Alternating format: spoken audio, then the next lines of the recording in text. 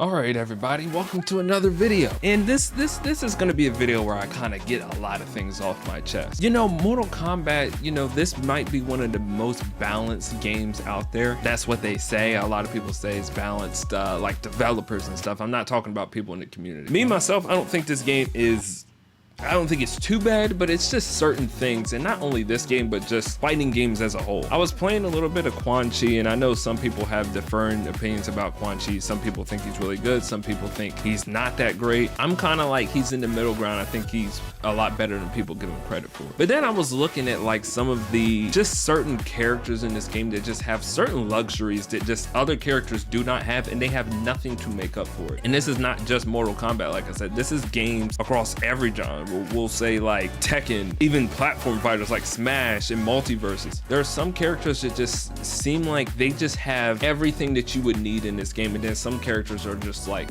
left with crumbs in a fucking bag while everybody else is in a bag eating chips. I think that's a good analogy. I don't fucking know. But before we get into this video, I just want to say I appreciate all the love that you guys have been giving me on my channel over the past couple months. We're actually, as of right now, recording this, like 40 subscribers away from 1,000, which will help me get to my monetization. Yeah, I would really appreciate it if you guys are new to the channel. Just drop a subscribe. I'm sure you'll love the channel. You'll come to love me. Just give me a chance. Also follow me on Twitch, because I stream Tuesday, Wednesday, Thursday for this month of July. Normally stream on Mondays instead of Tuesdays, but we're going to try something new, roughly around 9 p.m. Eastern time, so make sure you guys come through. And with that being said, I think that's all the plugging I want to do for this video. Let's get to it. So yeah, I was playing Mortal Kombat, and I was really like contemplating on making a tier list, and I probably will make a tier list later this week or next week. Some characters in this game are very, very good. Like you have your Johnnies, you have your Raidens, you have your Barakas, I'm thinking Katanas, your Kenshis, people like that. I might have missed like a few like top tiers. I would have said Peacemaker, but fuck. And there's certain characters just like Geras, Natara, Sub-Zero, Havoc. You know what I mean? And it's like, if you go through, and I think not even special moves, because special moves, there's risk reward to most of those, unless you're Kung Lao, armored launcher, you know what I mean? But certain characters in this game just don't have the luxury that other characters have. And this whole narrative that it's hard to make a good fighting game, I really don't know how true that is, because at the end of the day, they show us all of the frame data on these moves, right? It's so easy to, like, I hope you guys understand, it's so easy to make a C tier character up to S tier with literally a tweak of just a few adjustments, or from a C tier to a B tier and stuff like that. NetherRealms does not know how to patch a game, honestly. They really don't, or at least it doesn't seem like it. One thing that I always have been looking forward to is the balance updates. Honestly, balance updates to me are just as important as characters being revealed in a fucking combat pack, because it is getting a brand new life into the game when you have a character that was low tier and now they're suddenly A tier or S tier. I don't really think we've had any characters like that. I think most characters in this game were either just not fully discovered until months later into the game, and then they were realized they were good. The first person that comes to my mind is Katana. I remember at like beta and at launch, people were saying Katana was like bottom 10, and now like she's top 10, like undoubtedly. It's same thing with Tanya. At the beginning everybody was like, Tanya's not that great, and as time goes on we see how good Tanya is. I don't know exactly where she stands now, but she's a pretty good character. The thing is, we have some characters, and the first people to come to mind is Scorpion, Sub-Zero, Havoc. Geras was once a really good character, and I don't really think much has changed with him. Honestly, they've been giving him slight buffs here and there, and he's literally kept falling and kept falling. I'm waiting for Mortal Kombat to really freshen up the meta. Now, I know Takeda's going to be dropping on July 23rd. So I understand we have competitive tournaments coming up and stuff like that, but I think we really need, do you guys hear thunder? Because I don't know if you guys hear that, but it's fucking scary. I hope my shit doesn't go out while I'm recording. We really need some new life into the game, and I just don't understand this whole narrative. It's hard to make a good fighting game. Here's the thing. You can literally make, for example, I'll use Havoc. Havoc's back 2 is what, like 16 frame startup, 17 frame startup. I don't remember all of the fucking frame data, but you guys know his back 2 is his best neutral move, but it's very, very slow. Now, if you literally tweak that, like, let's think about that. His best mid is like 16, 17 frames, right? How is it so easily that when he has a lot of strings that aren't that good, why can't he just have one very good string? But then you have Johnny Cage that can literally press almost any button in the game with no risk reward.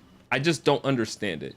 And it's just so blatant that it's like these developers, it's like, I know I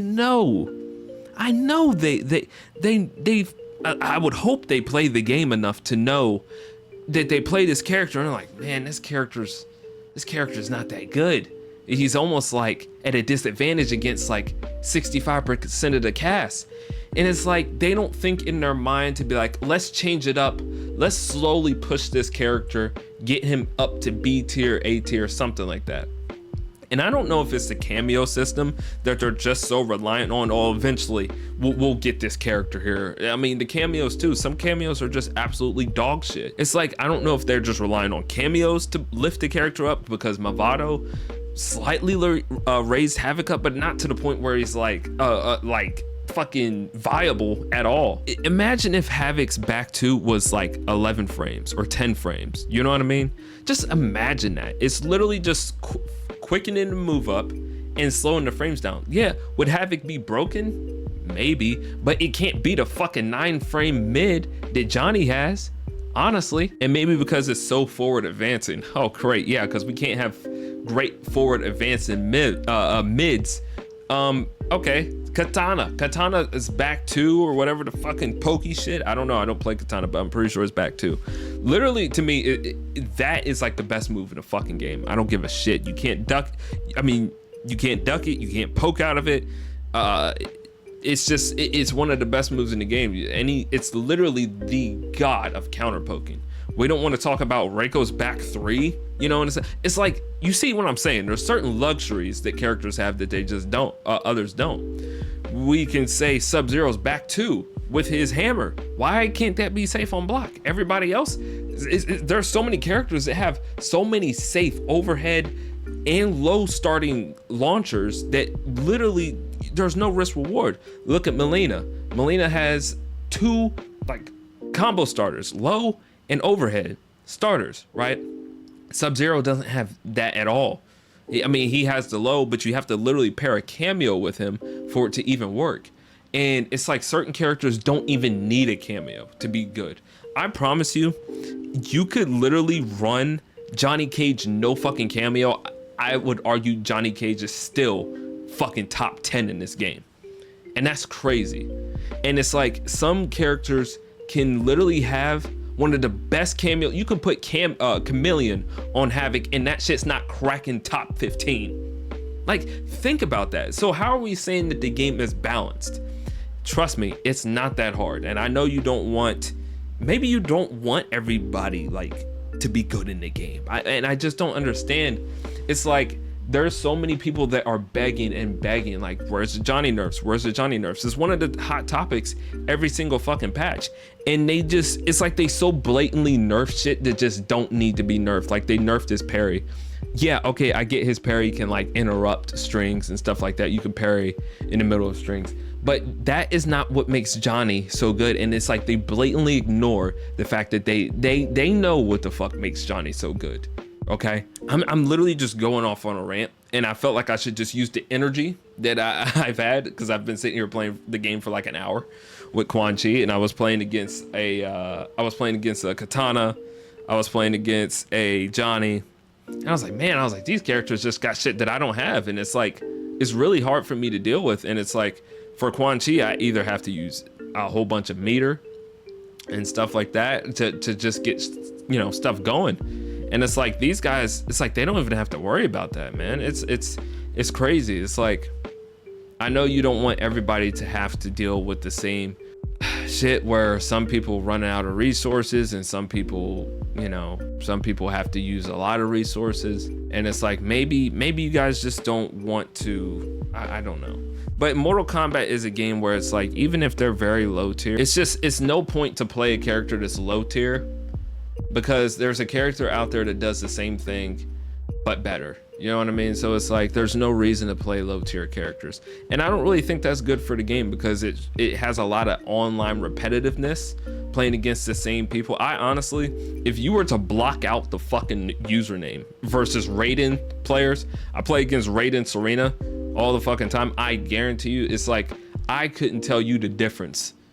Like if they had like a streamer mode on this shit and it was just random fucking names every time somebody popped up, I guarantee you I would think I'm playing the same fucking dude 3 to 4 times a day.